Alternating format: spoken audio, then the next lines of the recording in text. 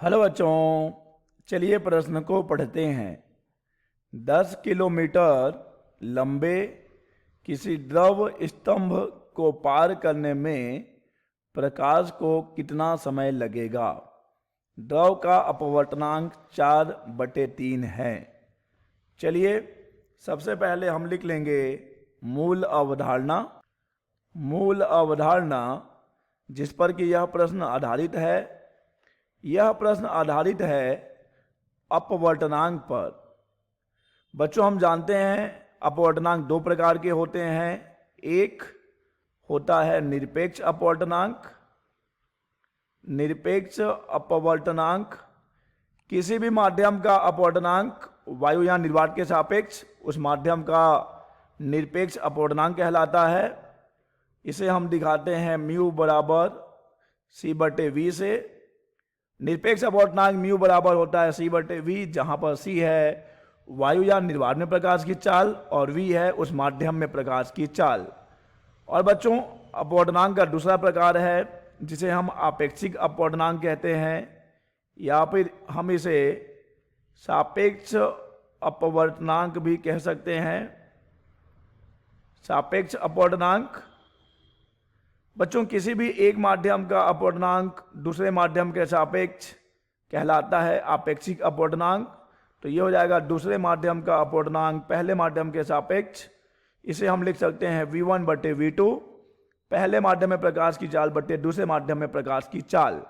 बच्चों इस प्रश्न को हम इस सूत्र की सहायता से हल कर लेंगे, निरपेक्ष अपवर्तनांक। चलिए हल करते हैं। प्रश्न में दिया गया है 10 किलोमीटर लंबा द्रव स्तंभ। तो चलिए मान लेते हैं कि ये रहा आपका द्रव स्तंभ। यहाँ से यहाँ की जो दूरी है ये है 10 किलोमीटर है बच्चों, ये 10 किलोमीटर। और हम जानते हैं 10 किलोमीटर कितना हो जाएगा।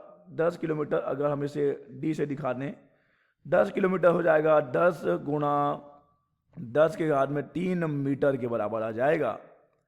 और बच्चों यहाँ पे ये जिस द्रव की बात हो रही है, इस द्रव का अपवर्तनांक हमें दिया गया है, म्यू दिया गया है हमें 4/3। तो हमें पता करना है कि इस द्रव स्तंभ को पार करने में प्रकाश को कितना समय लगेगा।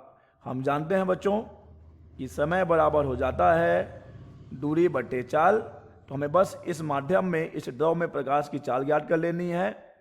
और उसके लिए अभी हमने सूत्र पढ़ा है म्यू बराबर होता है c/v। चलिए सूत्र को लगा देते हैं। म्यू बराबर होता है c/v। तो यहां से अगर हमें v ज्ञात करना है तो v बराबर हो जाएगा c/म्यू। ठीक है बच्चों, c/म्यू। जब यहां पे हम म्यू का मान रखेंगे जो कि है 4/3, तो हमें v बराबर मिल रहा होगा 3/4c। बच्चों हम यहाँ पर c का मान जानते हैं।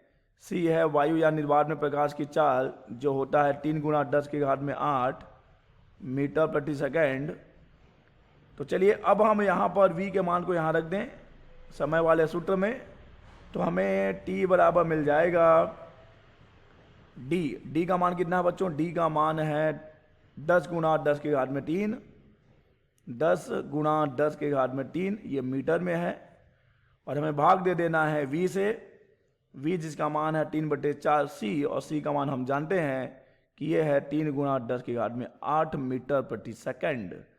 तो t बराबर हमें मिल रहा है, देखिए ये 4 ऊपर जाएगा गुणा हो जाएगा तो ये हो जाएगा 40 गुणा ये है 10 के घात में 3 और साथ में ये जब ऊपर जाएगा बच्चों तो ये हो जाएगा 10 के घात में -8। ठीक है, और ये भाग दे रहे हैं हम किससे, 3×9 से, तो ये हो जाएगा 9। तो t बराबर हो जाएगा 40/9 और ये 3 और -8 हमें मिलेगा 10 के घात में -5। और ध्यान दीजिएगा ये उत्तर हमें सेकंड में मिलेगा। तो t बराबर आ जाएगा बच्चों, जब हम भाग देंगे तो हमें मिलेगा 4.44 गुणा 10 के घात में -5। और बच्चों ये उत्तर किस में मिला है हमें, ये उत्तर मिला है हमें सेकंड में। तो ये रहा बच्चों हमारे इस प्रश्न का उत्तर। आशा करते हैं आपको यह प्रश्न समझ आया होगा। धन्यवाद।